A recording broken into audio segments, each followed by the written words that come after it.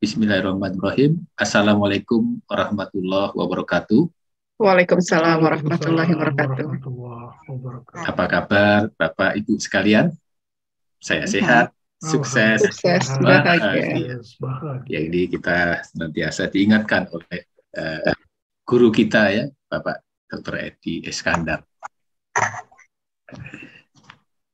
Baik, tak lupa salam dan salawat kita sampaikan kepada kita Muhammad Sallallahu Alaihi Wasallam. FN mode.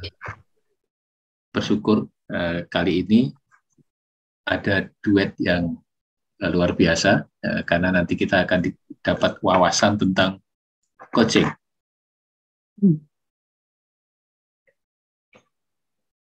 Maaf ini ada gangguan.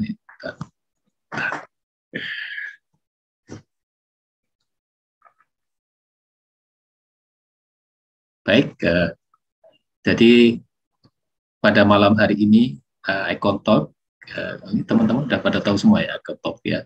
Ini seperti yang sudah tidak asing lagi Icon Talk yang kita lakukan 2 minggu sekali, ya, bahkan kadang 1 minggu sekali. Icon Talk itu adalah dari EFD Center untuk mewayungi para EFTers di dalam Icon atau ICEP Conference on Talks. Jadi ICEP itu adalah International Community EFD Practitioner. Namun dalam perkembangannya guru kita Pak Edi juga memberi banyak pelajaran bagi kami semua, mulai dari NLP, selain EFD ya, dia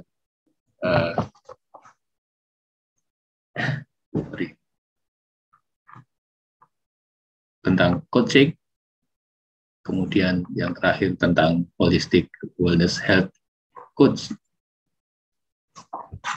Mohon maaf ini ada yang nimbrung ya tadi ya. Ini harus ini dulu ya. Baik. Baik, malam hari ini bersama kita Dok Endah dan Bapak Ronidin yang akan mengurai tentang apa itu coaching dan bagaimana manfaat dan bagaimana coaching bisa membentuk ataupun mengambil keputusan suatu permasalahan ataupun dari coach sendiri atau yang dibimbing atau di istilahnya digali informasinya akan membentuk karakter yang perubahan dan bisa membuat sesuatu dari diri seseorang itu bisa berubah baik jangka pendek maupun jangka panjang. Karena saya juga menggunakan coaching untuk meretas bagaimana kita punya tujuan hidup sampai di akhir hayat kita. Baik, saya sampaikan kurikulum vitae dari kedua narasumber. Narasumber yang pertama adalah Dr. Endah Ernawati Ekasari, MKes CVC CET. Beliau pendidikannya adalah Fakultas Kedokteran Undip, S2 di Manajemen Rumah Sakit UGM tahun 2000-an.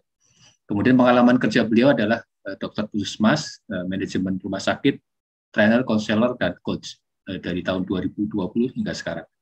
Beberapa sertifikasi yang dimiliki oleh beliau adalah di antaranya adalah sertifikasi konsultan manajemen kesehatan, certified EFT trainer, certified professional coach di Integra Institute, kemudian certified health and wellness coach, kemudian certified health and wellness coach Integra Institute juga, dan kemudian certified leadership coach, certified advanced coach, certified mentor and trainer coach dari coach Bas, dan yang terkini adalah beliau lulus ya tanggal 21 Desember ya, baru beberapa hari yang lalu,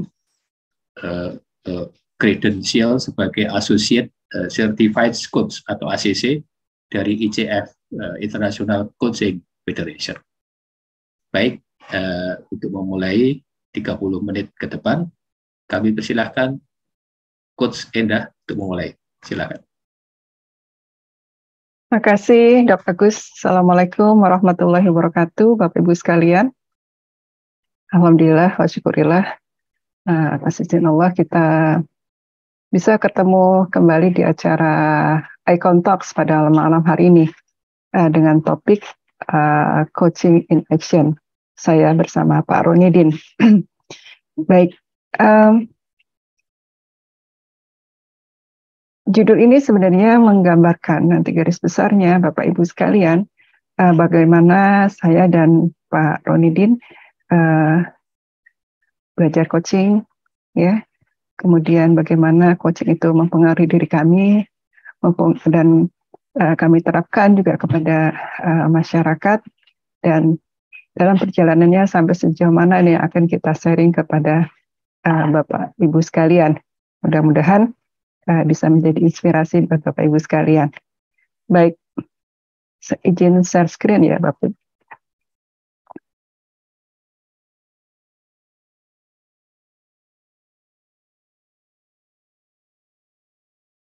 Sudah kelihatan Dr. Gus? Kelihatan, Dok. Ya. Oke. Baik. Subtopik pada malam hari ini adalah why.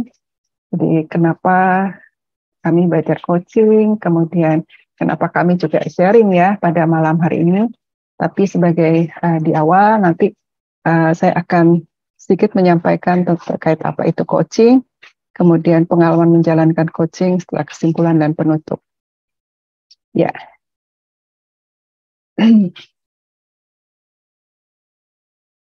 Ya. Coaching di dunia sebenarnya sudah banyak ya digunakan, tapi khususnya di Indonesia ini masih sangat terbatas sekali. Kalau di luar negeri, coaching sudah banyak digunakan. Awal-awalnya coaching dikenal memang di dunia olahraga, sehingga orang sering menyebut bahwa coach itu adalah pelatih. Tapi dengan keberhasilan para coach di dunia olahraga untuk mengembangkan para anak didik mereka dalam mencapai tujuan-tujuan terkait dengan olahraga dengan menggunakan percakapan coaching, kemudian ini diadop di dunia bisnis, dunia manajemen, sebagainya. Sampai lahirlah ICF, International Coaching Federation. Ya, jadi coaching banyak digunakan di segala aspek, ya, baik itu olahraga, baik itu bisnis, manajemen, kesehatan, pendidikan, ya, hampir di semua bidang-bidang sudah menggunakan coaching. Nah, mereka juga masyarakat di luar juga sudah familiar ya dengan profesi coach, seperti itu. Nah, di Indonesia ini baru terbatas di kota-kota besar, ya, dan baru di beberapa bidang saja, terutama di bisnis, ya, kemudian manajemen, ya, itu saja, baru sebatas itu yang mayoritas menggunakan, dan di kota-kota besar, Jakarta, terutama ya, Bandung, Surabaya, kota-kota yang lain masih belum familiar terkait dengan coaching ini. Ya, sehingga kami para coach yang belajar coaching tentu saja punya PR besar terhadap coaching ini. Ya, bagaimana kita mengedukasi masyarakat terkait dengan coaching. Ya, kenapa sampai kita membutuhkan coaching dalam kehidupan kita, ya. Baik, saya jelaskan kenapa ya. Pertama, ya, apa itu coaching sendiri? Ada beberapa definisi terkait dengan coaching ya. Tapi saya akan ambil pertama dari ICF, yaitu ICF sendiri adalah perkumpulan para coach terbesar di dunia yang ada di Amerika. Dan untuk coaching sendiri sebenarnya banyak model ya, banyak model, dan tidak hanya ICF saja, ada meta coach dan sebagainya, dan ya itu variasi saja ya. Nah, menurut ICF, coaching adalah sebuah bentuk kemitraan dengan klien atau coachee dalam menstimulasi pikiran dan kreativitasnya. sehingga dapat menginspirasi mereka untuk memaksimalkan potensinya, baik dalam kehidupan pribadi maupun dalam karier profesionalnya. Ya, nah ada kata kunci di sini adalah satu, kemitraan. Kedua adalah menstimulasi pikiran dan kreativitasnya coach, sehingga coach bisa memaksimalkan potensinya untuk mencapai tujuannya, baik personal maupun profesionalitasnya. Jadi antara coach dan coach sejajar, mitra, ya tidak ada yang senior, tidak ada yang junior, tidak ada yang bos, tidak ada anak buah, kita sejajar. Dan posisi duduknya juga kita usahakan untuk sejajar. Kalau konsultasi kita berhadapan, tapi kalau di coaching kita usahakan kita sejajar. Sedemikian rupa ya, siku ya, 90 derajat. Tapi diusahakan kita sejajar. Demikian filosofinya ini dijaga benar. Karena nanti dalam proses percakapannya itu sepanjang percakapan dan interaksi selama antara coach dan coach ini sangat dijaga, kemitraan ini. Ya. Kemudian definisi yang lain yang hampir sama, yaitu coaching memfasilitasi perubahan, pembelajaran, pertumbuhan, dan kinerja seseorang melalui percakapan di mana coach lebih banyak mengajukan serangkaian pertanyaan daripada arahan, nasihat ya. Jadi mengajukan pertanyaan tadi untuk menstimulasi pikiran-pikiran kreatif dari coach. Jadi dalam proses coaching tidak ada arahan, tidak ada nasihat. Ya. Kita bedakan dengan pendekatan yang lain yang selama ini kita sudah kenal, yaitu training yang dilakukan oleh trainer, di mana fokusnya adalah mengajarkan pengetahuan dan keterampilan. Kemudian mentoring berdasarkan kepada pengalaman dan keahlian mentornya. Ya, kalau training ini biasanya kan teacher dan student ya di dunia pendidikan. Nah, saya sekarang ini juga adalah proses training ya, memberikan edukasi, sharing dan sebagainya masih termasuk training. Mentoring berdasar kepada pengalaman dan keahlian mentor. Ya, mentoring ini juga banyak dilakukan ya. Biasanya kalau di kantor-kantor itu antara pegawai yang senior dengan pegawai junior. Kemudian consulting dilakukan oleh seorang konsultan menyelesaikan masalah. Ya, biasanya dokter sama pasien atau konsultan bisnis, konsultan pajak ya. Kemudian itu banyak konselor melakukan counseling di mana fokusnya adalah isu-isu emosional di masa lalu. Konselor itu mulai dari psikiater, psikolog, kemudian konselor yang termasuk kita. Ini terapis itu juga termasuk konselor. Kemudian coach yang melakukan coaching fokus kepada masa depan dan rencana aksi. Ya, sifatnya kemitraan. Nah, semua pendekatan ini sangat dibutuhkan dalam kehidupan kita, dalam kita mengembangkan diri kita. Ya, dalam people development ini semua digunakan. Nah, coaching, kita mempergunakan coaching bukan berarti kita mengabaikan yang lain atau lebih baik daripada yang lain. Tidak. Ini adalah senjata baru di mana kita untuk mengembangkan diri kita maupun orang lain. Training tetap dibutuhkan, mentoring tetap dibutuhkan, consulting tetap dibutuhkan.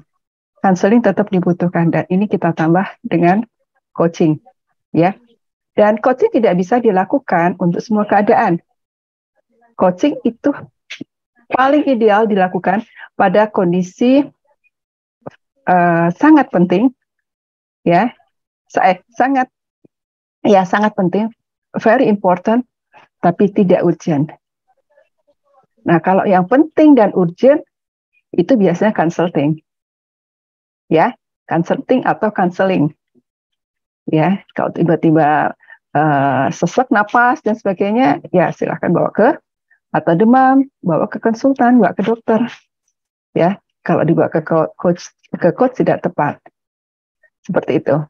Ya, oke. Sekarang bedanya. Nah, kemudian kapan kita melakukan coaching tadi? Karena tidak semua kondisi itu bisa lakukan coaching, maka kita akan lihat juga kondisi klien kita itu coachable apa tidak coachable. Ya, idealnya coaching dilakukan dalam keadaan state yang netral, akan lebih baik lagi kalau dia positif. Tapi coaching tidak bisa dilakukan apabila tidak coachable. Misalnya ada mental block ya yang sangat kuat, kemudian limiting belief juga banyak banget ya. Apalagi kalau sampai depression, stres, ini tidak bisa dilakukan coaching. Nah, yang kadang-kadang kita sering temukan klien-klien yang dia emosinya negatif ya, limiting belief-nya juga ada. Tapi selama kita bisa lakukan menaikkan state-nya dengan berapa teknik, itu dia bisa masih coachable. Nah, nanti saya jelaskan lebih detail pada saat kita akan lakukan pada saat kita pra-coaching. Ini penting sekali kita mengidentifikasi ini. Nah, kompetensi kita apabila selain kita juga seorang coach, tapi kita juga EFT ya, yang bisa melakukan EFT, ini akan menambah kemampuan kita untuk mengidentifikasi dan bisa menaikkan state seseorang sehingga dia bisa coachable. Sehingga kalau tidak state-nya ini tidak dipersiapkan untuk suatu proses coaching, dia nggak bisa maju. Ya, Bapak Ibu lihat di belakang saya, nih, coaching itu seperti naik tangga. Ya, coaching itu adalah orang yang siap naik tangga. Dia naik tangga itu mencapai goalnya. Nah, pada saat menaik tangga, kalau ada mental block, kalau depresi, itu dia nggak kuat, nggak akan bisa naik tangga, bahkan dia nggak tahu mau dia mau kemana. Ya, tapi kalau ada mental block limiting, dia mau naik tangga, tapi kakinya terjerat oleh state-state yang ada di kondisi mental block maupun limiting belief-nya, sehingga susah naik ke atas. Nah, ini harus diidentifikasi pada saat kita mau melakukan proses coaching. Nah, kalau kita punya kompetensi lain selain coach, ini bisa membantu kita untuk mengidentifikasi dan membantu coaching untuk ke state yang lebih baik. Oke, nah, coaching apakah bekerja? Nah, ini penelitian dari ICF. 99% ya, semua yang punya pengalaman pernah di coaching itu menyatakan 99% puas. Kenapa? Karena ya, ini penelitian dari ICF. Pertama adalah meningkatkan produktivitas, kemudian menjadi orang yang positif. Nah, untuk keuangan ini bisa meningkatkan return of investment-nya. Ya, jadi productivity sini ya, menaikkan performance, work performance ya. Kemudian meningkatkan business management-nya, kemudian meningkatkan time management-nya. Ini banyak sekali nih ininya. Kemudian juga meningkatkan tim efektivitasnya. Ya, menjadi orang yang positif, ya. Menjadi orang yang lebih percaya diri, kemudian relationship-nya juga menjadi lebih baik, ya. Kemudian komunikasi skill-nya juga lebih baik dan improve life work balance-nya juga lebih baik. Oke. Nah, selain itu tadi ya, benefits-nya adalah kita bisa menemukan solusi, di mana solusinya itu ditemukan oleh coach, bukan oleh coach-nya. Karena kita meningkatkan, mensimulasi pikiran-pikiran kreatifnya coach, maka coach bisa menemukan solusi dari kondisi yang dihadapi. Kemudian berpikir positif, kemudian komitmen juga, komitmennya ini dibangun oleh coach sendiri. Kita hanya menstimulasi saja. Nah, komitmen ini penting dalam kita ingin melakukan sesuatu.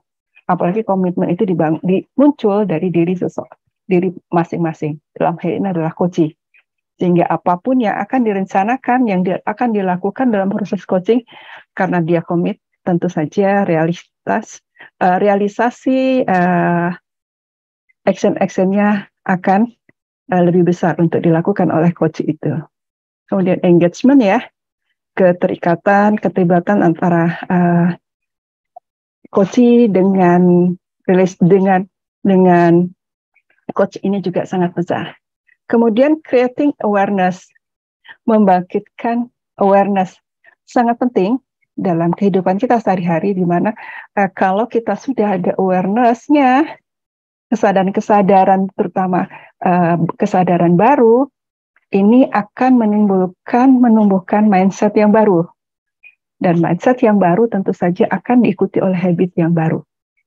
Ya, sehingga coaching sangat efektif untuk membangun perilaku-perilaku atau habit-habit yang baru yang dibutuhkan.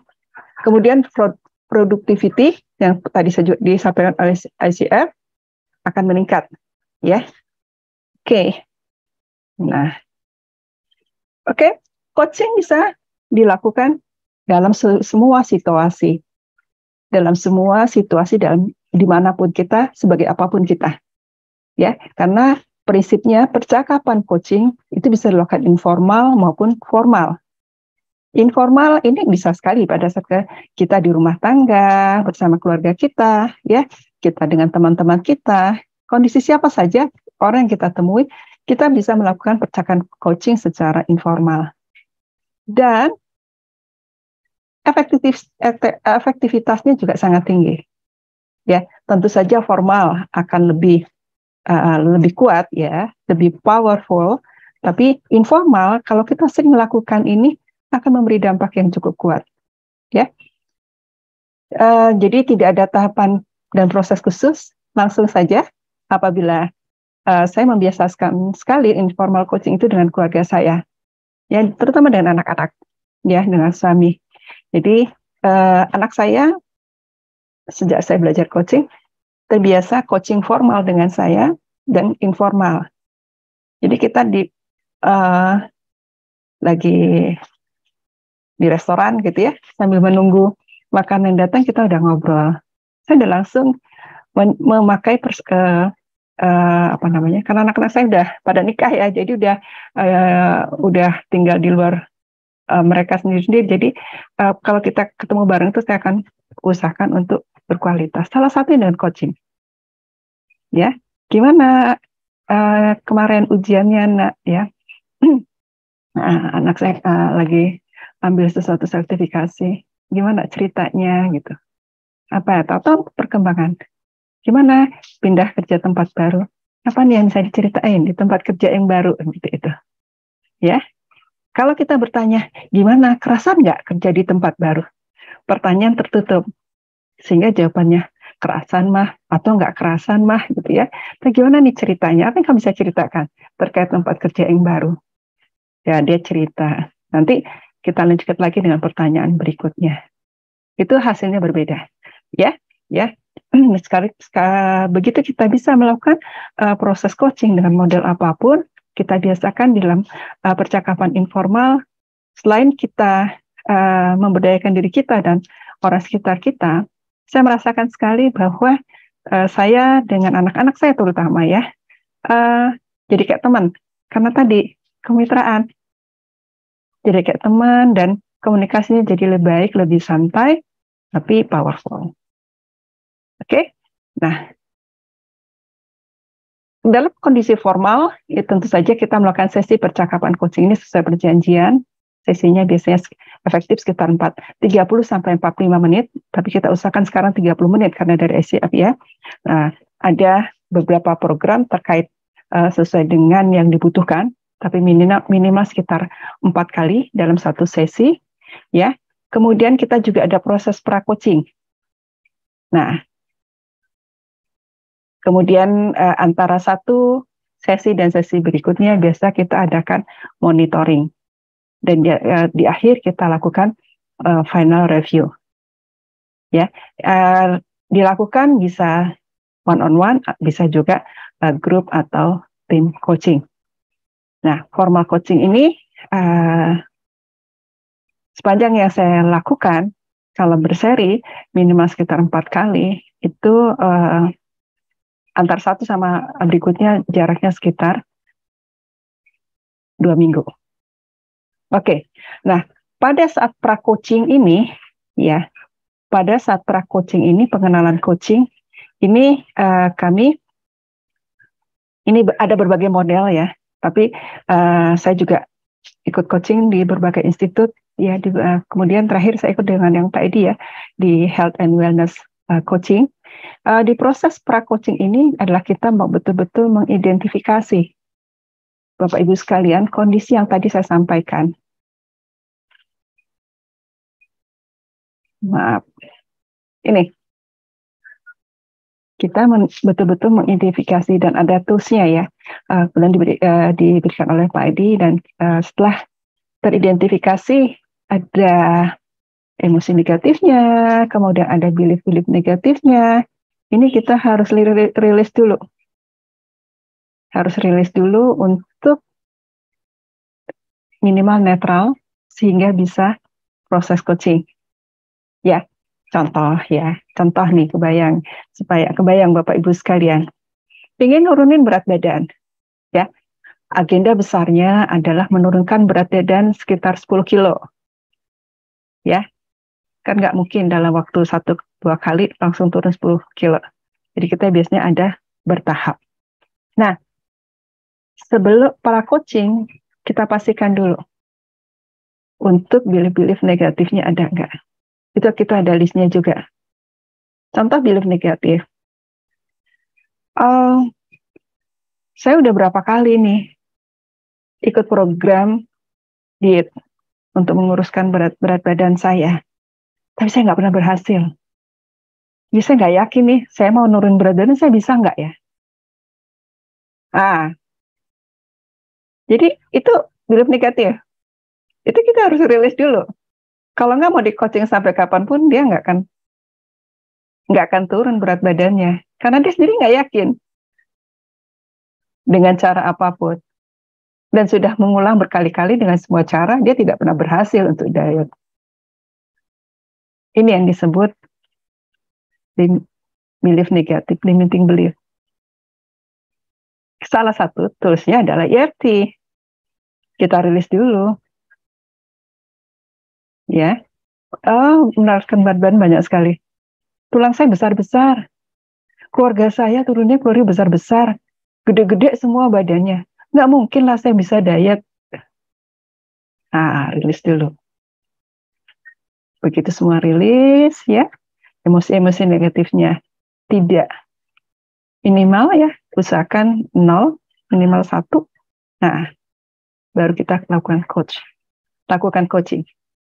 Terkait dengan Anda ingin menurunkan berat badan Anda yang tadi 10 kilo, apa goal spesifik yang ingin dapat dalam 4 kali pertemuan kita?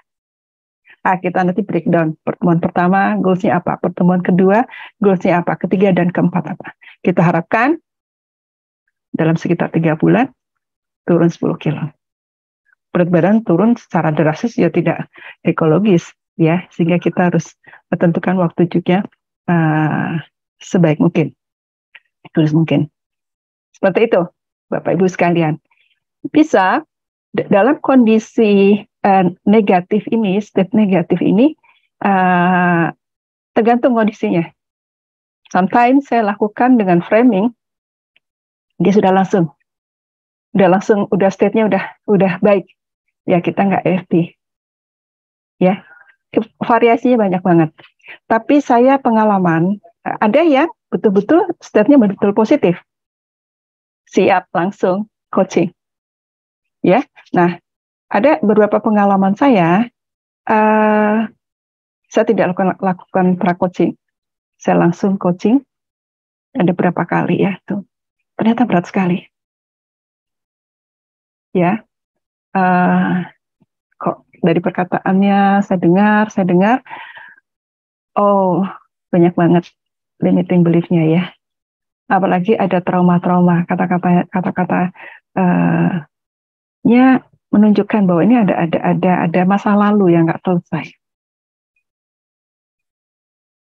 Biasanya saya berhentikan di tengah jalan, di tengah coaching, dan saya sampaikan bahwa saya tadi menangkap beberapa kata-kata seperti ini. Ini kondisinya saat ini dengan seperti ini, sebenarnya Anda tidak siap untuk di coaching. Gimana? Mau dirilis dulu? Ada apa gitu? Mereka bisa menyadari, oh gitu ya, kerasa nggak? Gitu. Oke. Nah, silakan rilis, bisa dengan konselor, gini, tapi kalau saya kenal banget, biasanya saya tawarkan saya dengan saya. Ya, tapi kalau saya nggak terlalu kenal baik, biasanya saya kasih ke seller yang lain. Tapi saya tetap tawarkan, silahkan mereka memilih. Seperti itu. Sehingga kita lakukan lagi, saya balik lagi untuk melakukan proses pra-coaching. Jadi pra-coaching itu sangat penting dalam proses coaching. Dan kalau kita bisa saja, kita tidak melakukan sesi coaching yang serius ya, karena kan haknya juga coaching. Nah, kalau kita lihat dari obrolannya ini, di awal-awal sudah ada state-state yang negatif, biasanya kita akan naikkan dulu dengan beberapa pertanyaan coaching yang powerful, yang sifatnya banyakkan reframing. Ya, misalnya,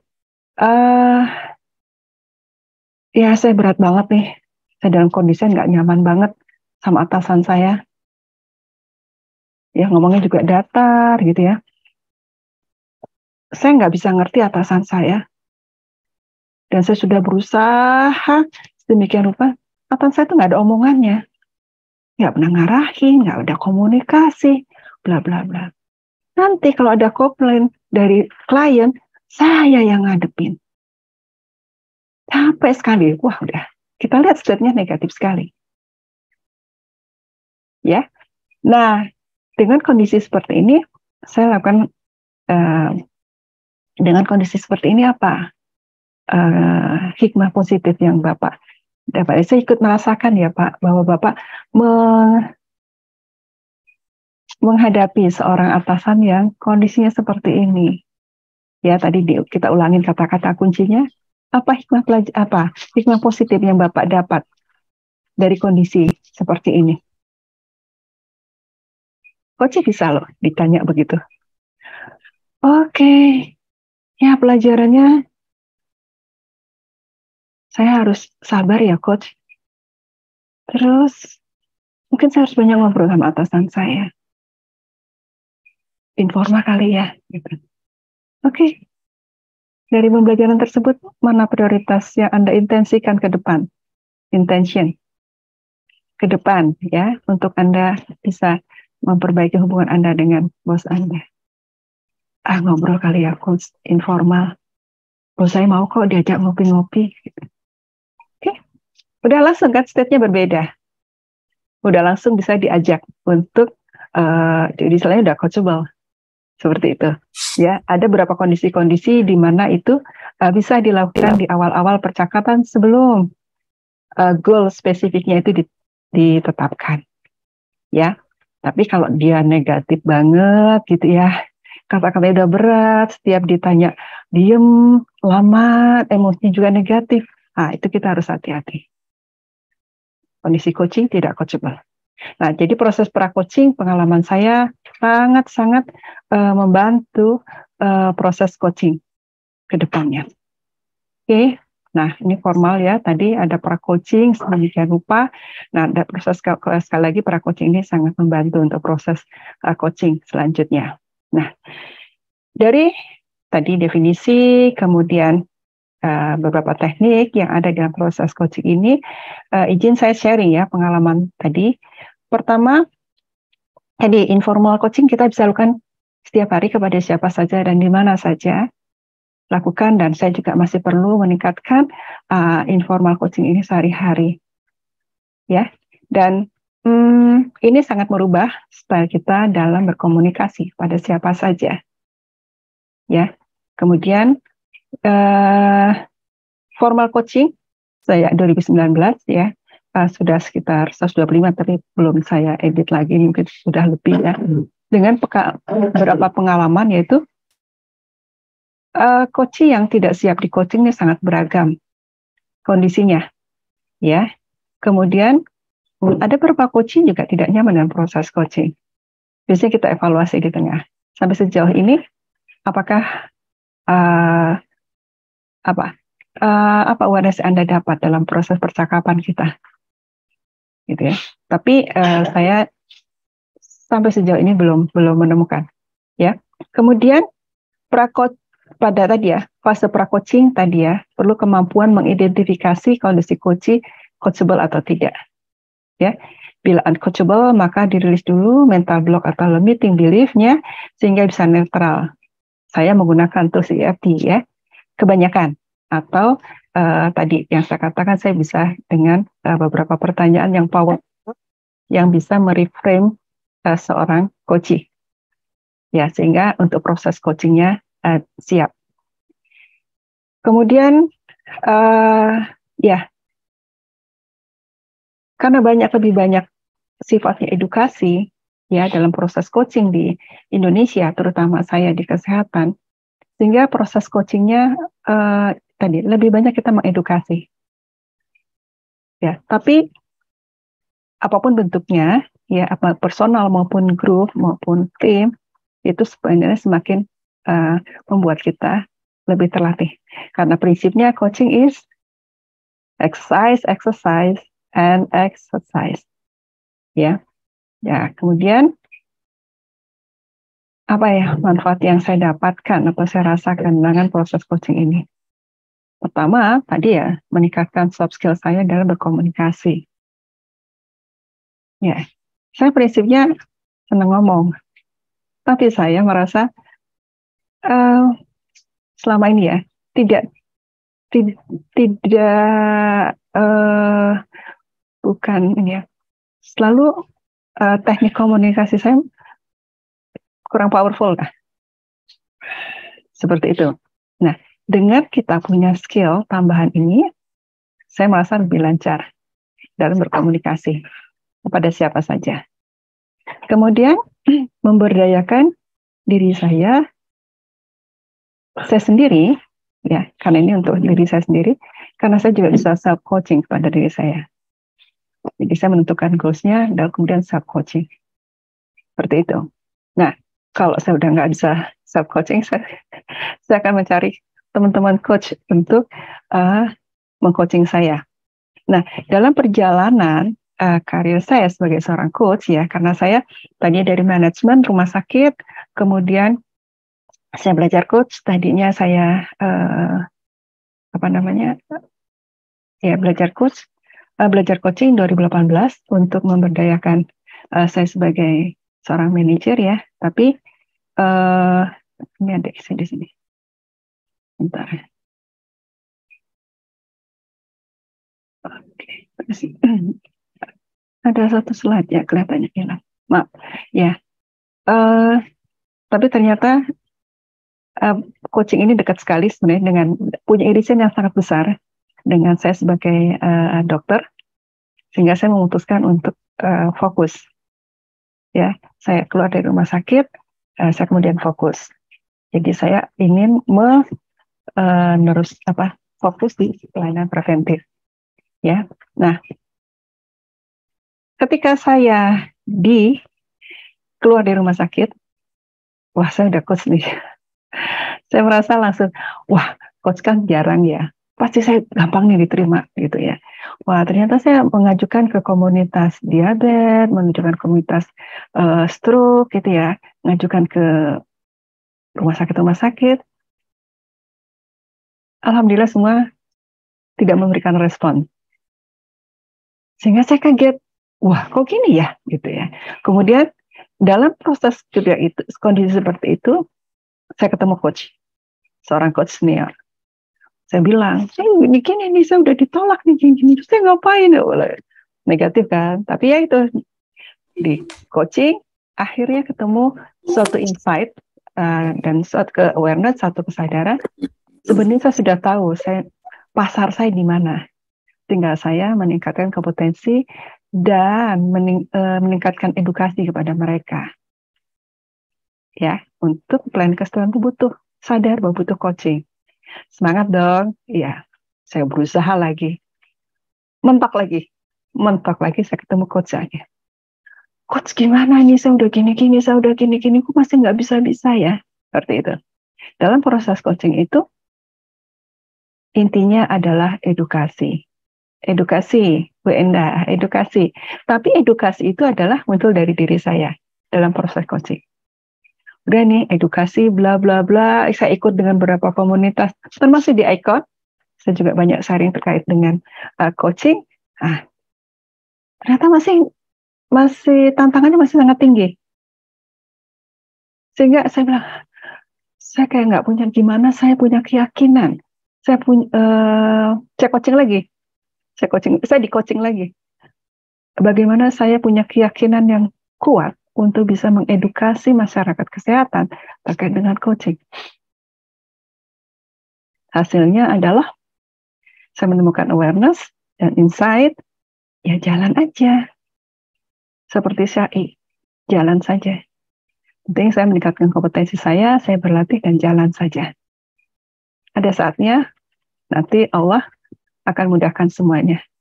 Ya, seperti Siti Hajar menemukan air Zam-Zam. Itu filosofi saya dalam mengedukasi. Sehingga itu yang saya lakukan terus untuk mengedukasi coaching kepada masyarakat. Jadi, dan dengan coaching saya menjadi pendengar yang baik, aktif, melatih terus untuk fokus dan presence karena di kompetensi sangat dibutuhkan, dan melatih terus untuk memberdayakan, mengajukan pertanyaan yang memberdayakan. Oke, jadi ini kompetensi dari seorang coach yang sangat-sangat prinsip sekali. Tapi saya sangat menikmati proses ini, ya. Nah, intinya adalah Bapak Ibu sekalian,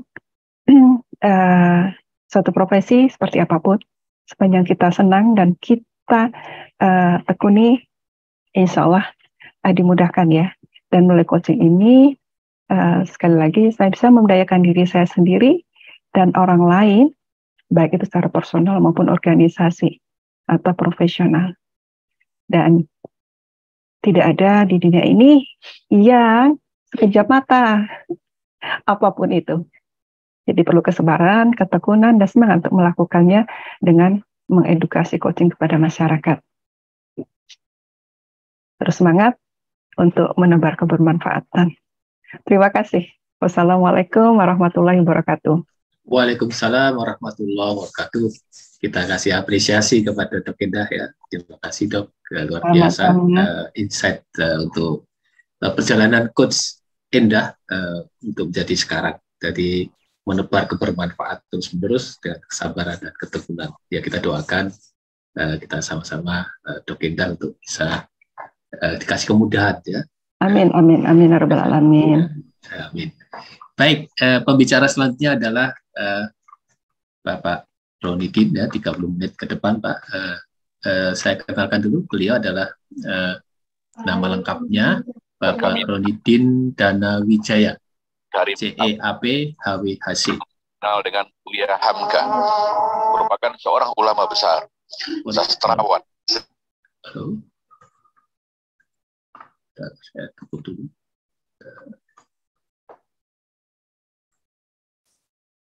Baik, terima kasih.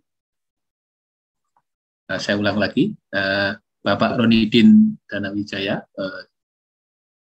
CEAP HWHC. Beliau lahir tahun 1960, menikah dengan satu istri, memiliki 3 orang anak, cucu mau 5 ini. Alhamdulillah ini Pak. Beliau tinggal di daerah Sukatami, Tapos, Depok. Pernah pensiunan BUMN 34 tahun di Garuda Indonesia dan 2 tahun di Nusantara Air Charter. 4 tahun sebagai montir pesawat udara, 20 tahun sebagai flight engineer, 10 tahun sebagai safety office manager di FDM atau flight data management, dan 2 tahun sebagai manager safety dan quality.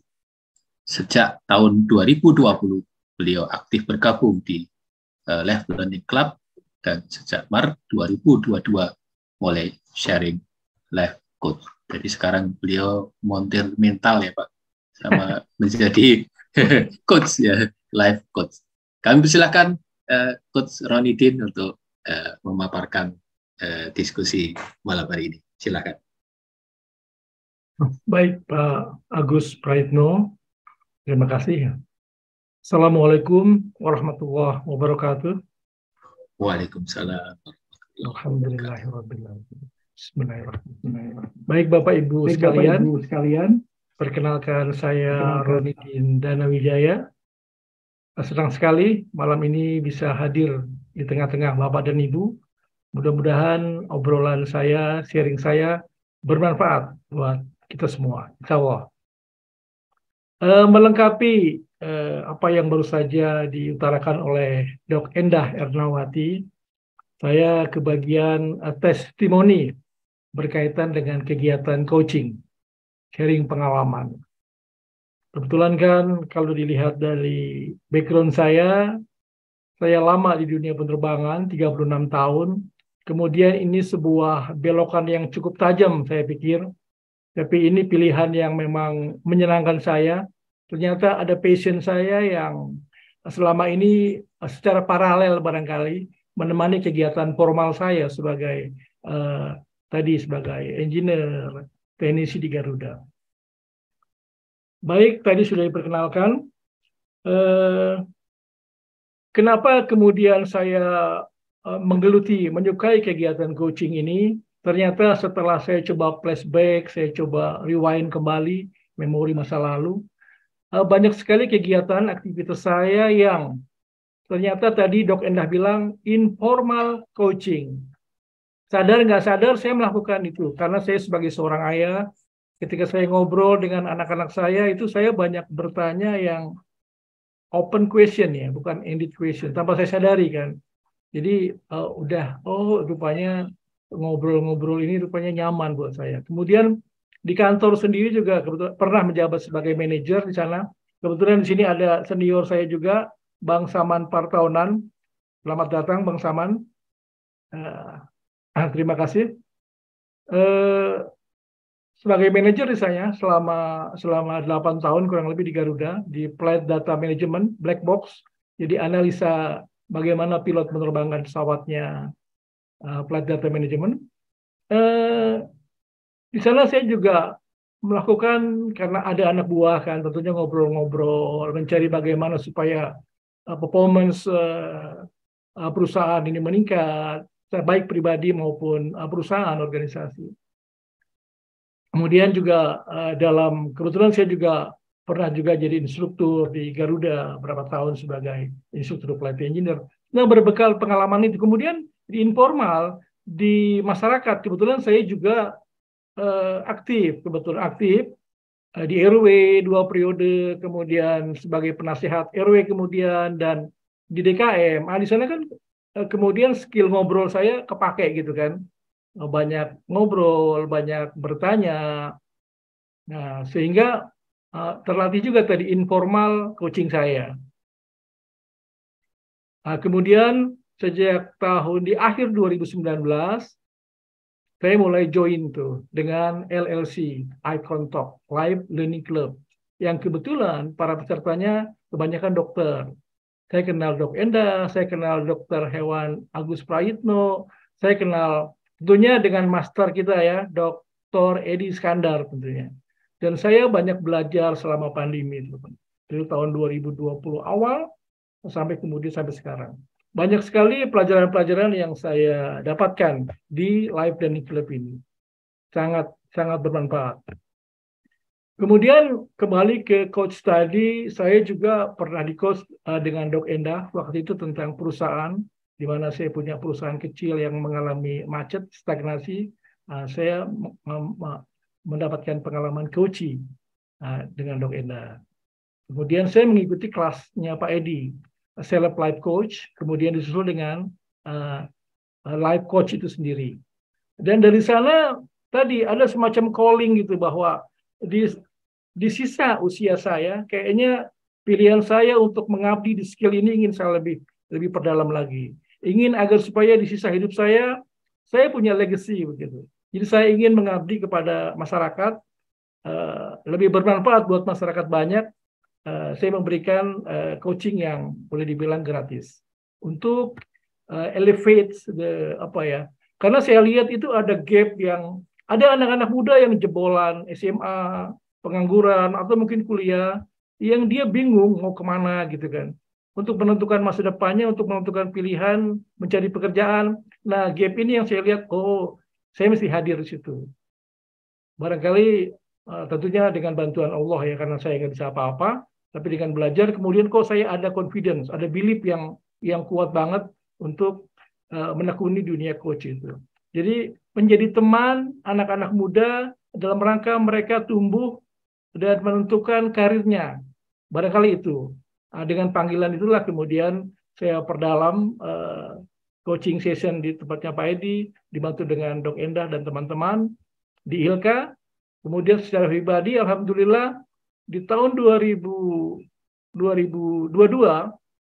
Maret saya mulai, dan sampai saat ini baru 21 saya ada coach baik formal maupun informal yang sudah saya coach gitu kan, menambah jam terbang saya, pengalaman saya. Baik, lebih jauh barangkali saya akan coba share screen, Pak. Mohon izin Pak Agus. Silakan.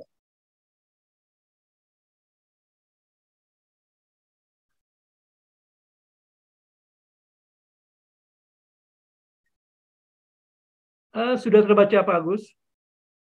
Sudah, siap. Oke.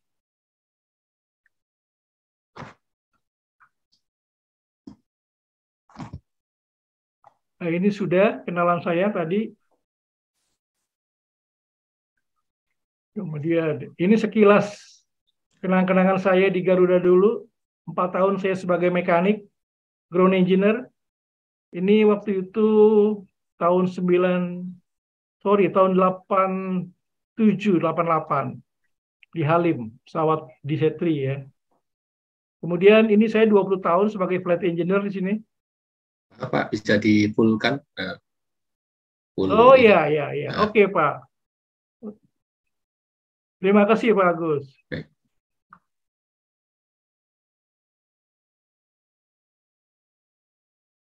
Ini selama ini pekerjaan yang paling menyenangkan nih, karena kerjanya jalan-jalan, walaupun ke mana-mana gitu ya.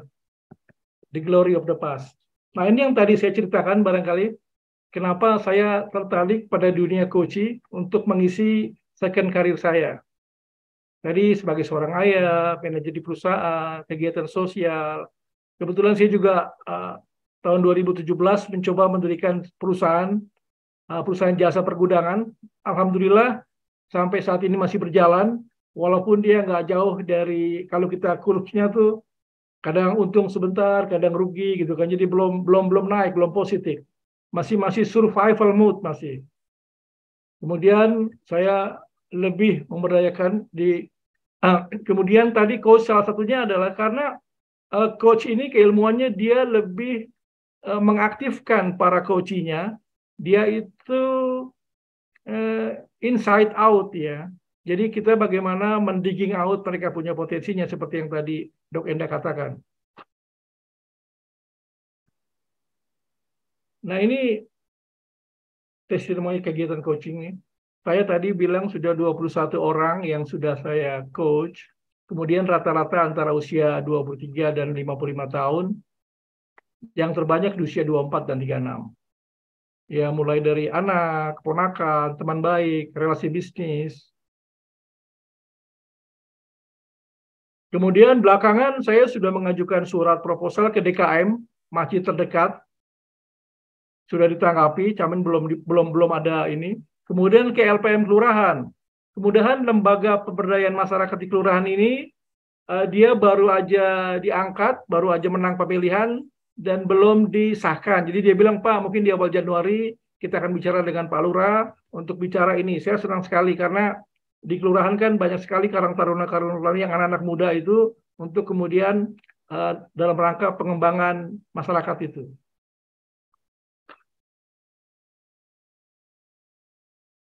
Kemudian pengalaman saya ini dari sisi coaching, dari sisi klien ya. Mereka itu senang karena mereka merasakan pengalaman baru sebagai klien, sebagai coaching. Kemudian dengan melakukan coach berapa session, kan ada pra-coaching, kemudian coachingnya 2 session, itu mereka mendapatkan langkah-langkah detail karena mereka punya action plan, mereka punya roadmap gitu kan. Dan mereka menjadi lebih percaya diri. Mendapatkan solusi dari kebuntuan yang mereka hadapi. Karena dia punya teman yang bisa dia curhat, dia bisa ngobrol gitu kan. Kemudian saya juga dapat sahabat baru, dia juga dapat teman ngobrol baru, sehingga ada kolaborasi kesetaraan tadi.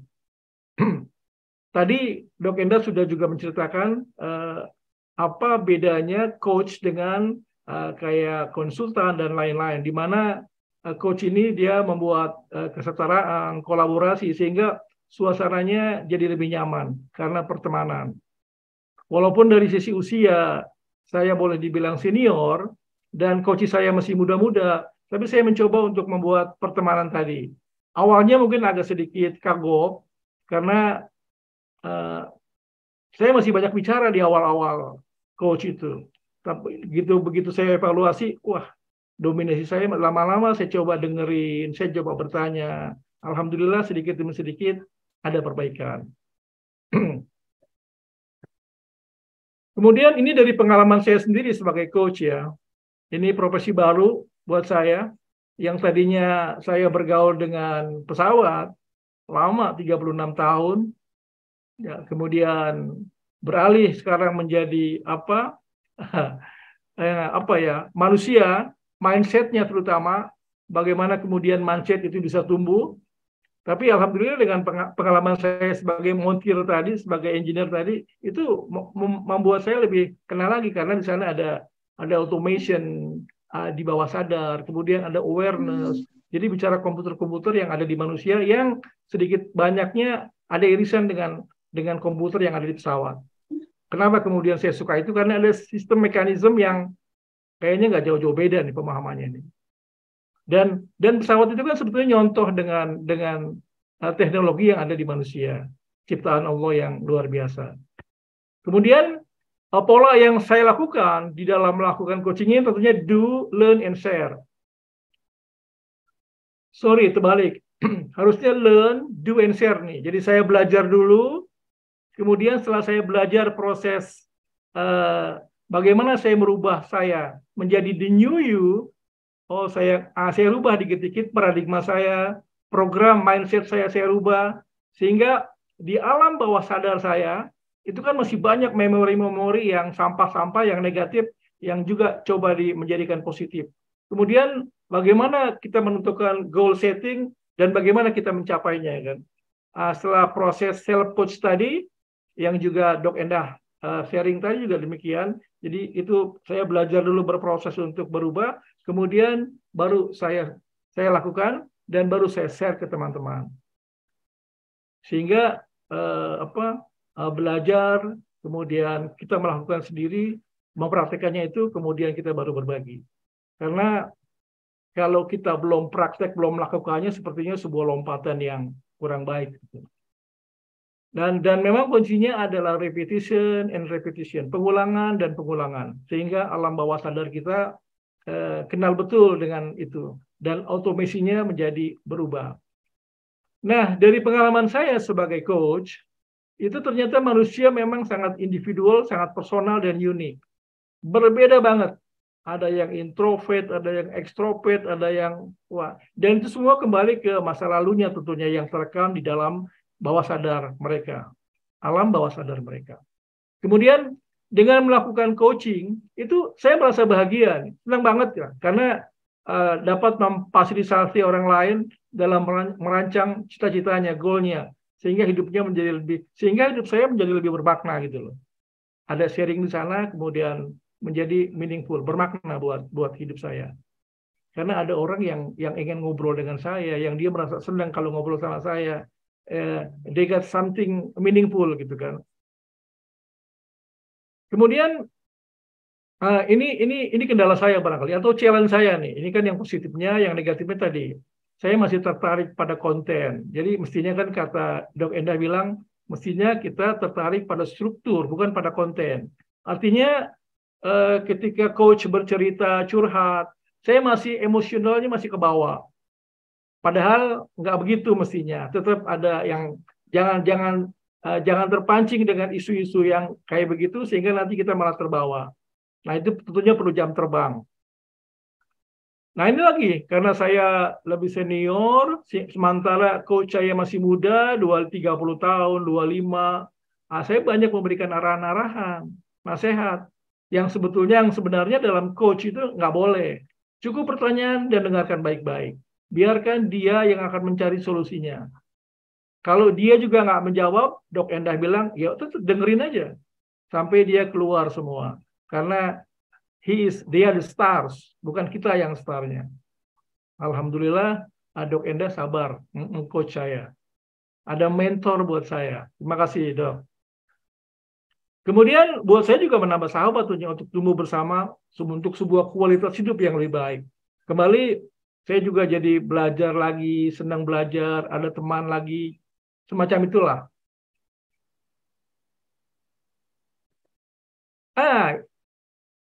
Itu aja kali Pak Agus, sharing dari saya. Mungkin nanti ada teman-teman, Bapak Ibu sekalian, dari tanya jawab, kita bisa lebih jauh lagi. Demikian, terima kasih dari saya. Terima kasih. Assalamualaikum warahmatullahi wabarakatuh. Waalaikumsalam warahmatullahi wabarakatuh. Luar biasa Pak Ronidin nih, kita apresiasi ya. Luar biasa Pak atas insight kita perjalanan dari montir pesawat menjadi montir mental nih. Ya, seorang coach. Baik, ini menarik sekali ya. Kami persilahkan dari para sahabat-sahabat Icon untuk bisa diskusi ya bareng. 1-2 penanya silahkan di open mic ya, berkaitan dengan coaching ataupun yang lain. Silahkan. Nanti kita masih ada waktu sampai pukul 21.15. Silahkan bisa di chat atau langsung open. Kalau enggak ini saya tanya nih atau komentarnya dari Pak Cerah Pak. Komentarnya bagaimana Pak Cerah? Ya. Tes. Bisa di open. Oh, beliau mungkin lagi tugas ya. Silakan. Saya mulai ini Bu Eni, Bunda Eni ya. Silakan Bu Eni. Sudah di open mic? Iya, mau enggak? Oh, enggak Pak Agus. Oh, sharing-sharing. Saya maaf, saya senang sekali mendengar. Tapi ya ini dengan keterbatasan yang sedang saya jalani, saya nggak bisa bicara banyak. Dan harus pelan sekali menangkapnya. Jadi saya nggak bisa bertanya apa-apa dulu Pak Agus. Baik, ya. Saya tangkap dulu aja ya. Baik, terima kasih banyak semuanya. Baik, Bunda Eni. Terima kasih Bunda Eni, sehat, semangat. Dokter Endah, insya Allah jalanin aja. Ya, alhamdulillah, masya Allah, sabar. Terima kasih Bu Eni. Baik, ya, yang lain masih ada waktu. Kalau boleh ini ya, coaching ini kan menarik. Ini ada pada sharing pengalaman coaching, Coach Ifah tadi ya. Ini di chat beliau. Insya Allah senang sharing pengalaman coach. Ada pengalaman yang lain silahkan bisa berbagi ya tentang coaching ini. Silahkan, Coach Ifah. Warahmatullahi wabarakatuh. Waalaikumsalam. Maaf off cam ya. Baik, silahkan. Ya. Alhamdulillah, Dr. Endah dan Pak Ronidin ya sharing tentang pengalaman coaching. Mungkin saya juga ada sedikit, tapi dapat insight banyak juga. Tadi cuma saya agak telat tadi ininya. Nanti insya Allah di-share ya dokter ya. Boleh Bu. Kali ini sih ilmu coachingnya sedikit sih, karena sebagai pembuka saja. Iya, saya ikut belajar coaching sekitar Desember pertengahan Desember. Jadi kan ada 6 sesi ya, 6 hari jadi 3 pertengahan bulan, terus awal bulan, terus habis itu pertengahan bulan yang 3 harinya. Kemudian kan langsung habis itu mentoring, ada mentoring sekitar berapa pekan gitu. kemudian uji kompetensi ya, uji kompetensi. Nah, sempat waktu sebelum uji kompetensi itu saya minta di coaching dulu, terus saya waktu itu ingin mencapai 100 sesi coaching ya. Jadi berapa ya waktu itu? Pokoknya sampai Ramadan. Saya sebelum pertengahan Ramadan saya planning 100 sesi coaching. Terus waktu uji kom BNSP saya planningnya 50. Ya alhamdulillah saya sampai uji kom BNSP itu 65 sesi coaching free ya. Dari sekian pengalaman itu alhamdulillah dari anak-anak keponakan tuh waktu itu usia SD kelas 3 apa 4 ya. Jadi kasusnya takut, jadi nggak suka di sekolah sampai pengen nggak sekolah lagi gitu. Jadi dibully gitu di sekolahan, sering disalahkan gurunya. Terus ya kita tanya-tanya gitu ya, kita tanya-tanya online. Ada di Jawa Tengah ya waktu itu saya di Cinere, tanya-tanya gitu, dia kan takut, nggak suka kayak gitu kan. Tapi terus alhamdulillah setelah itu dia sudah berani, nggak takut dibully. Terus kita munculkan inner drive ya, inner drive. Jadi apa yang sebenarnya dia inginkan? Pertama kali dia punya masalah, aku takut di sekolahan gitu kan. Terus, nah itu kan apa yang namanya limiting belief ya. Jadi negatif kan. Nah kita entropy ya. Jadi negatif kita alihkan ke positif. Terus berarti kamu pengen kan dia nggak suka di sekolahan ya. Berarti kamu pengen di sekolahan itu senang. Ya terus kita gali kan ya, kita gali apa yang bikin dia di sekolahan itu kok nggak suka kayak gitu. Terus apa yang bikin dia itu senang? Dia senang kalau mendapat nilai plus kayak gitu ya, dapat apresiasi misalnya dia hafalannya nambahnya cepat kayak gitu. Terus dia bisa mengerjakan pelajaran tertentu yang nilainya bagus kayak gitu. Karena dia itu sering membantu temannya kerja tugas piket itu, tapi walaupun sudah membantu sering disalahin. Terus kadang dia itu benar, tapi karena laporan teman-temannya ke gurunya ikut nyalahin kayak gitu. Dan endingnya akhirnya dia itu karena dia punya inner drive-nya dia, jadi dia punya keinginan dari dalam hatinya itu ya, yang dia itu pengen dapat ridho dari Allah dengan banyak menghafal, dan dia tidak peduli lagi walaupun dia dicela, dibully temannya, dimarahin gurunya, yang penting dia itu akan rajin belajar, tepat waktu ke sekolah, mengerjakan PR, terus banyak hafalan. Jadi dia sudah nggak peduli dengan diajak temannya, dimarahin gurunya, yang penting apa yang dia inginkan itu tercapai seperti itu. Terus jadi pengalaman dari anak usia SD sampai nenek-nenek mantan pembantu saya ya, itu usia 66 ya, 67 ya sekitar itu. Nah itu pengen punya rumah karena rumahnya ada kasus-kasus seperti diiniin saudaranya gitu, jadi akhirnya nggak punya rumah, tadinya orang mampu kayak gitu. Itu juga ya benar-benar dalam hati dia itu yang diinginkan itu, dia ingin beribadah pada Allah, punya rumah yang nyaman, pengen bisa berkumpul dengan keluarganya kayak gitu. Terus ada juga ibu-ibu yang suaminya meninggal karena COVID. Sebenarnya saya nggak kenal ya, tapi jadi saya 65 waktu itu 65 itu saya maju uji kom itu karena ada kendala ketika pas uji kom pertama itu saya nggak bisa buka filenya, terus habis itu saya sakit juga. Jadi ya sudah ada kendala-kendala, Allah belum mengizinkan, saya tetap aja meng-coaching kayak gitu ya. Jadi kadang sehari sampai tiga coaching kayak gitu. Nah itu ada ibu-ibu yang suaminya meninggal karena COVID, punya anak SMP putri ya, jadi dia merasa terbebani.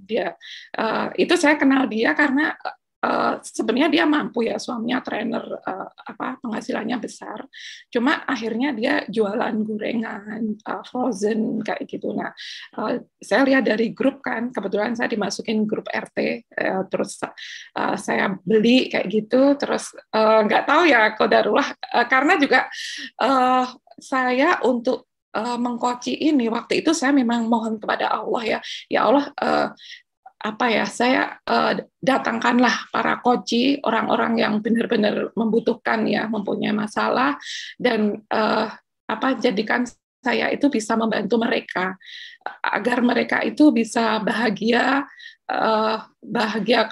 membahagiakan keluarganya, dan dia bisa masuk surga, keluarganya juga masuk surga, dan saya pengen dengan kebahagiaan mereka, dan mereka menjadi orang-orang yang benar, masuk surga, bisa menemukan siapa dirinya sebenarnya, dan apa tujuan hidup yang sebenarnya yang harus dia capai. Itu juga berimbas ke saya, jadi membahagiakan orang tua saya, keluarga saya, dan memasukkan saya, orang tua saya, dan keluarga saya ke surga dengan saya mengkoci mereka itu. Dan waktu itu benar-benar Allah mudahkan. Jadi koci itu benar-benar kadang tubruan itu, kadang 3 koci itu minta waktu yang sama kayak gitu. Jadi benar-benar Allah datangkan gitu. Dan waktu itu saya gampang banget ya mencarinya. Jadi dari penjual itu kayak perabot-perabot plastik kaki 5, terus satpam, terus ibu-ibu yang jual, saya nggak kenal juga, tiba-tiba hari ada Car Free Day kayak gitu, dia jualan, saya beli, terus saya minta nomor teleponnya, itu dia sampai nangis-nangis. Jadi dia, anaknya saya coaching, terus ada yang temen itu baru nikah kan, karena pisah, dapat suami yang istrinya meninggal, punya anak mahasiswi gitu. Jadi jadi ibunya nggak nyaman, ayahnya juga merasa disalahkan, anaknya juga karena ibunya meninggal sudah nggak ada yang memperhatikan, dia jadi malas mau belajar, dia udah PKL ya, waktu itu PKL, jadi dia jadi hubungannya serba nggak baik dengan orang tua, dengan ayahnya, dengan ibu tiri, dengan ini. Tapi setelah di coaching waktu itu sempat saya N2P ya, tadinya dia kan awalnya ada limiting belief, terus saya N2P, udah oke, bisa masuk kan, udah jalan, terus sudah sampai ke go bisa ya, istilahnya go bisa ya. Jadi goalsnya, terus barriernya, kendala-kendala yang dia hadapi terus saya suruh visualisasi juga sudah, terus kapan mau dicapai itu, apa yang dirasakan, dilihat, didengar kayak gitu, terus barriernya apa, terus nah, ketika di situ, di barrier itu, muncul lagi limiting belief-nya dia.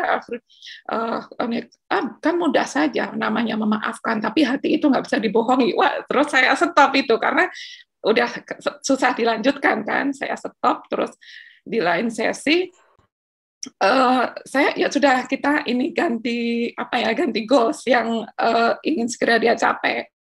Waktu itu dia kan yang awal itu dia pengen keakraban keluarga, terus habis itu yang beda hari itu dia goalsnya ingin PKL dengan sukses.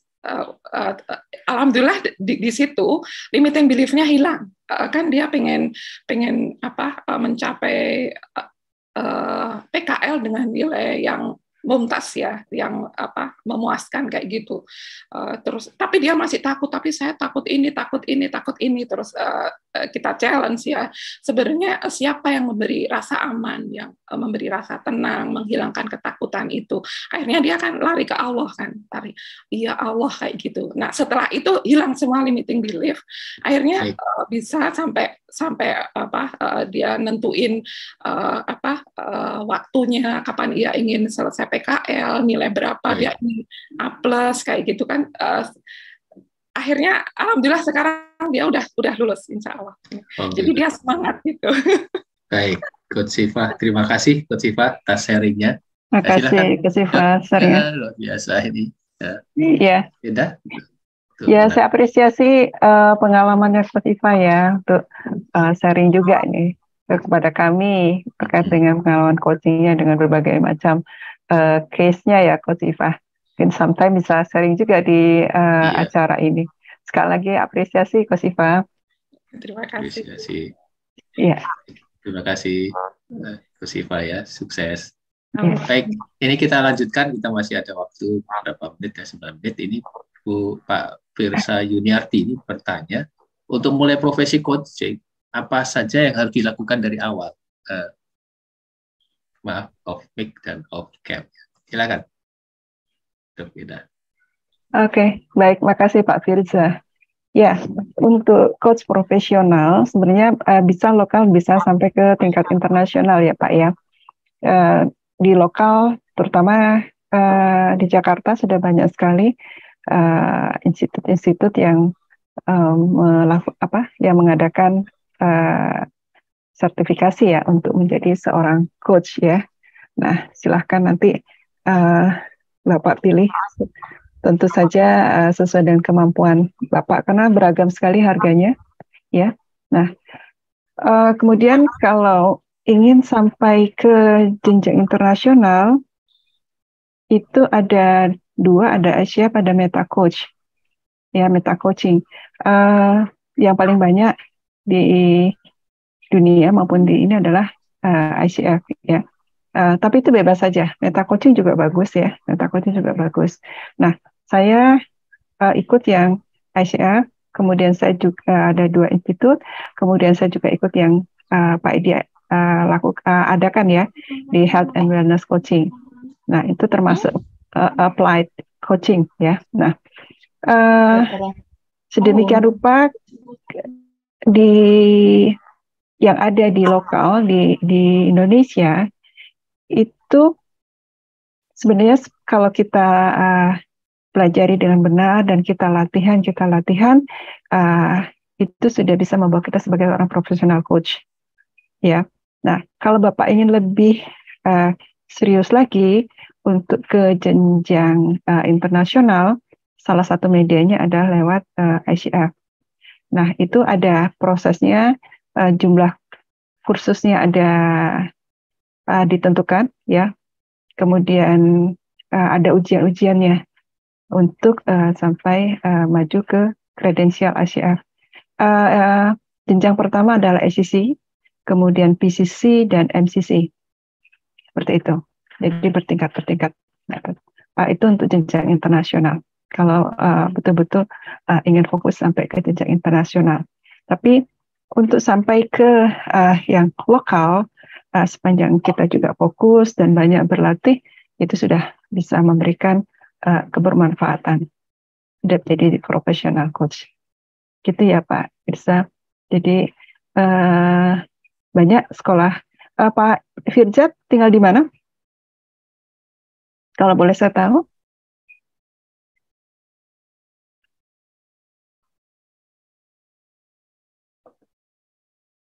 Pak Firza tadi ini. Oke. Pamulang. Beliau nggak bisa open mic sama ini.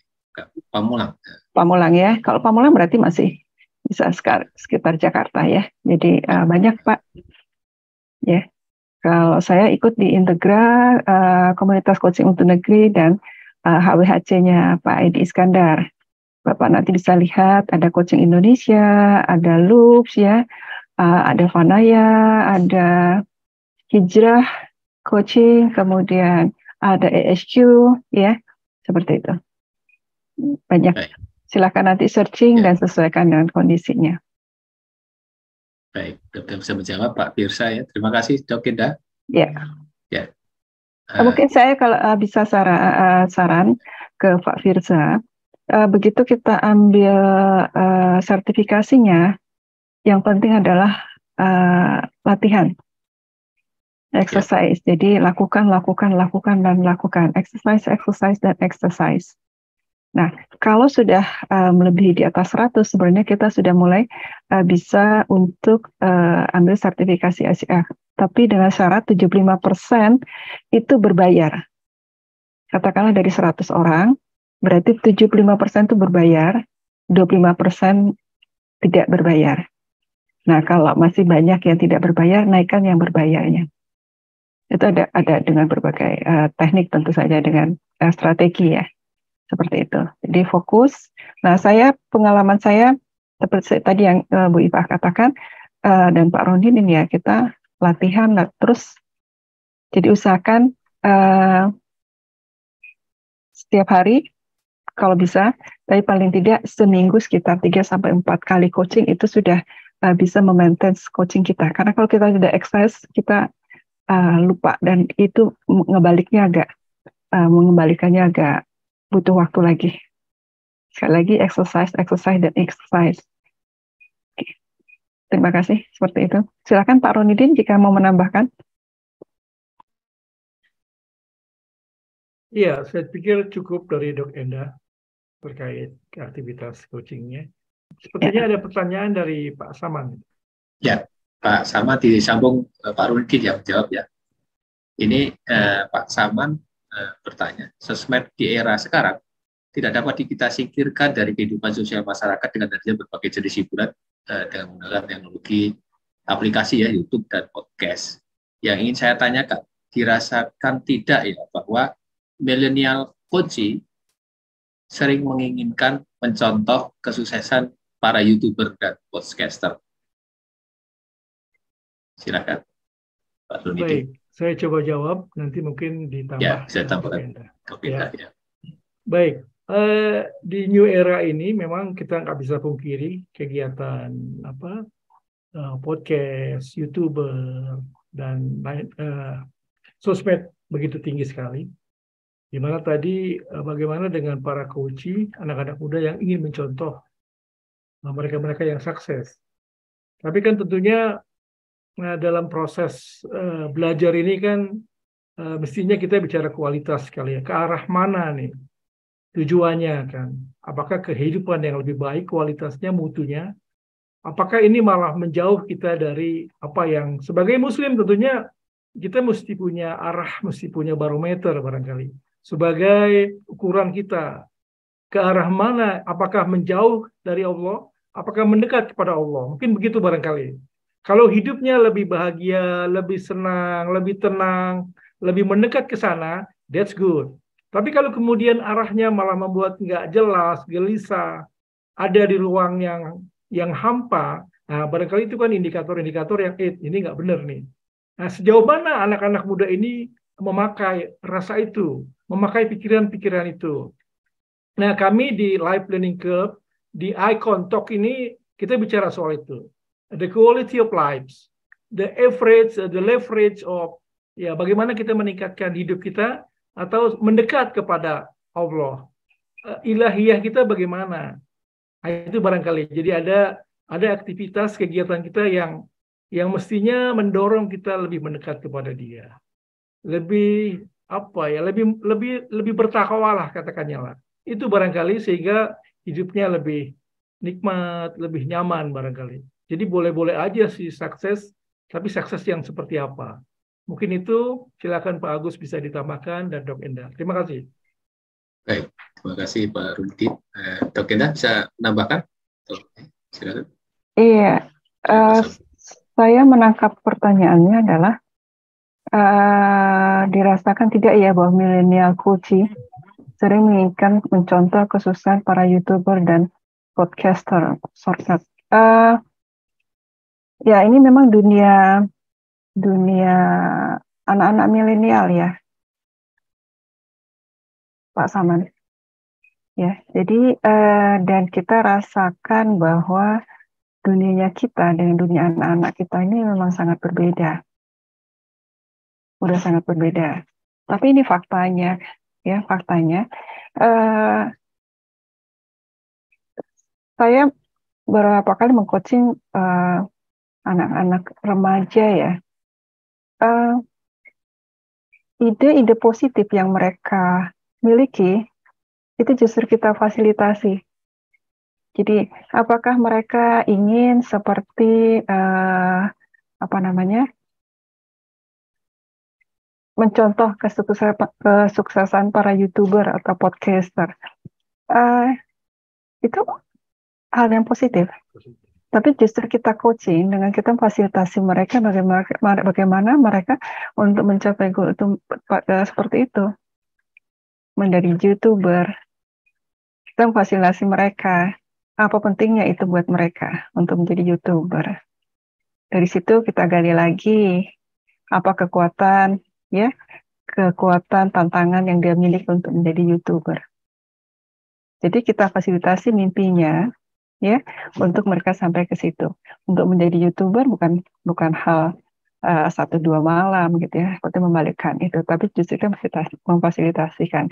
YouTuber juga banyak kan yang positif. Nah sekarang tinggal bagaimana kita menggali mereka. Jadi ini anak-anak sekarang dengan kecanggihan teknologi, mereka sudah banyak mendapat informasi melebihi dari kita. Jadi salah satu bentuk komunikasi yang efektif adalah live coaching. Kalau kita langsung direct, nah, kamu sekolah apa? Kamu sekolah ini aja ya, gitu. Nah, itu bukan percakapan coaching, itu mengarahkan. Ya, tapi menurut kamu ke depan apa yang terbaik untuk dirimu untuk kamu ambil ke sekolah, apa rencananya? Nah, itu percakapan coaching informal. Itu lebih efektif buatan dengan kalangan anak-anak kaum milenial ini. Sudah banyak penelitiannya Pak Samad.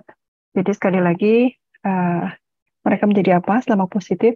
Jadi kita fasilitasi. Bagaimana kita memfasilitasi? Salah satunya justru dengan percakapan coaching. Dan anak-anak merasa jadi teman aja dengan kita. Ya, itu. Kalau saya tadi nangkap pertanyaannya dari Pak Samad seperti itu. Jadi sebagai orang tua, sebagai pendidik, sebagai teman anak-anak, saya rasa keterampilan coaching ini perlu kita miliki. Ya, kemudian menambahkan dari Pak Firza, ya Pak, semua proses coaching kita harus catat, ya, siapa namanya, itu semua identitasnya, kemudian berapa lama, ya, lalu kita berbayar apa tidak berbayar, kita tulis. Ada yang disebut sebagai coaching log. Itu nanti kita akan kirim, kita akan buktikan dalam proses kalau kita ke internasional. Seperti itu. Saya rasa cukup, silakan. Ya, baik. Cukup, kita udah di penghujung acara ini, Dok Indah. Terima kasih para penanya dan sharingnya tadi, beberapa rekan-rekan kita. Baik di penghujung acara untuk bisa ngasih closing statement ya, mulai dari Pak Runidin, silakan 1-2 menit. Baik, terima kasih Pak Agus. Jadi dari pertanyaan Pak Saman tadi kelihatan ya, yang sudah profesional coach sama yang belum. Look, keren jawabannya. Bagaimana steppingnya, bagaimana dia handle, kembali dia dominan ke ininya. Sementara saya sepertinya masih di konten, tapi itu saling melengkapi. Oke, kalau dari saya sih buat teman-teman yang tentunya coach ini, ilmu coaching ini sangat bermanfaat karena parent as a coach, kalau orang tua tentunya bagaimana dia handle anak-anaknya, bagaimana dia handle, kalau dia aktif di kegiatan sosial tentunya juga ini keren banget, tools yang sangat keren untuk kita juga mengimprove kehidupan kita, kemudian masyarakat kita untuk lebih baik dan lebih baik lagi. Jadi karena mendengar dengan hati, mendengar dengan baik, dengan cermat, itu kan jarang kita praktekkan dalam kehidupan. Kebanyakan kita yang banyak ngomong. Jadi memang susah, dan itu saya alami banget. Betapa dalam sesi coach itu saya lebih dominan, tapi itu saya sadari dan pelan-pelan saya latihan dan latihan. Itu aja barangkali, mari teman-teman kita perbaiki kehidupan kita tentunya dan masyarakat sehingga Indonesia ke depan jadi lebih maju. Demikian, terima kasih. Terima kasih Terima kasih Pak Runidin, luar biasa. Ya. Apresiasi itu Pak Runidin. Terima kasih atas insight-nya dan diskusi malam hari ini. Silakan Dok Indah untuk closing statement. Ya, terima kasih Dok Agus. Ya, kurang lebih sama ya dengan Pak Runidin. Jadi coaching ini sangat terkaitnya dengan passion saya. Jadi saya sangat suka dengan interaksi dengan orang lain dalam bentuk ngobrol ya. Nah, dan coaching ini bisa memfasilitasi saya seperti untuk passion saya. Tapi ternyata tidak cukup untuk kita suka dengan suatu profesi, tapi kita juga perlu menekuni sebuah profesi tentunya. Fokus, semangat untuk terus di profesi ini, karena dengan profesi ini, di dunia coaching ini, saya jadi lebih banyak mendengar. Saya tidak banyak berkata-kata, tapi saya juga lebih hadir dalam sebuah komunikasi, presence, ya. Kemudian, dan yang sangat dibutuhkan adalah kesabaran. Dalam proses coaching, seorang coach itu perlu sabar. Jadi, niatnya membenahi komunikasi, tapi sekali lagi itu ternyata merubah mindset saya, merubah paradigma saya untuk menjadi seorang coach yang profesional. Jadi dengan demikian saya bisa memberdayakan diri saya sendiri, dan insya Allah dengan tools ini dan melengkapi pendekatan-pendekatan yang lain bisa lebih memberdayakan saya dan orang lain. Terutama karena saya fokus di dunia pelayanan kesehatan, insya Allah bisa memberikan kebermanfaatan di pelayanan kesehatan. Semoga apa yang kami bisa sharing bisa menginspirasi Bapak Ibu sekalian. Terima kasih. Terima kasih Coach Indah, ya, luar biasa. Kita apresiasi closing statement beliau dan diskusi pada malam hari ini. Sama-sama. Bapak Ibu sekalian, terima kasih atas partisipasinya di malam hari di Eko Talk ini.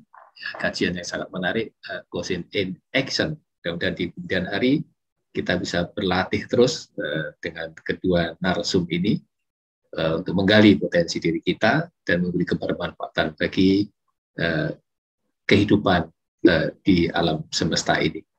Karena ridho Allah. Amin. Baik, terima kasih. Saya Gus Pelaina, mohon maaf lahir batin kalau membawakan acara masih banyak kilauan. Sampai jumpa lagi di ikon berikutnya. Assalamualaikum warahmatullahi wabarakatuh. Waalaikumsalam.